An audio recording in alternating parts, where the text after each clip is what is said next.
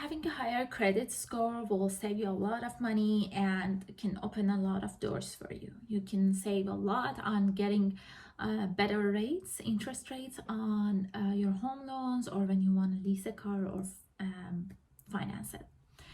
So we need to know what's included and what are the factors that impact our credit score. The most major and useful credit score company is FICO, and 90% of the businesses use FICO. And FICO uses three different companies to run your credits: Equifax, Experian, and Credit Union. There are different factors that changes your credit score, and they are one of the most important thing is the payment history, how you paid your previous amounts dues, and if you pay them on time, and what was the pattern of paying them. The other important factor is the total amount of credit limit you have. And the one important note here is that American Express has a card, and some other credit card companies also, and they have this type of cards that they don't have a credit limit. So when they're unlimited, they won't be added to your total amount of credit limit. So those are not useful in that terms. And if you want to increase your credit score, those wouldn't be counted as your credit limit. So if you can ask for cards with limit, they're actually better just for this purpose. The third factor is your credit history, how long ago you opened your credit cards and how long you've had them and how you use them. There are also some people that say that types of credits also matter. So if you used your card, if your debt is because of the normal purchasing of, the regular grocery shopping or whatever, or it's a home loan, it's a car that you leased or financed. So these have better and higher values.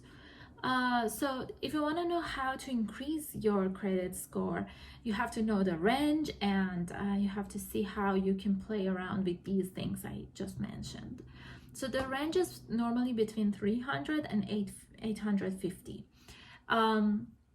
In order to change them, you can change the history or the years that you had the credit cards. That's something that is just, if you had it earlier, you had it. If not, just open one today and use them wisely, I should say. Just make sure that you look at your credit cards as if they are your debit cards, and never use them to pay for something that you don't have the money at that same moment to pay it off. So if you have it, use your credit card, get some cash back, get some stuff out of it, because for example, some credit cards, they have purchase protection, they have extended warranties, they have extra stuff for you. So use your credit card, but use it as if it's your debit card, and never carry a balance. Try always to pay your balance off.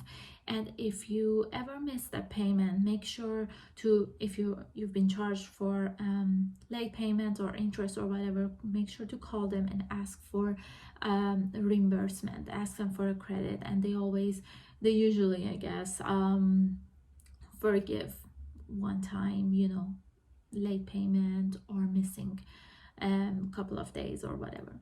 So make sure you're not paying extra money. To increase your credit limit, you have to make sure that they are not running your credit score, because if they run it with a hard inquiry, your credit score actually will go down. So with soft inquiries, it wouldn't change. So credit cards that I know are like this. So American Express, you can request an increase without hard inquiry.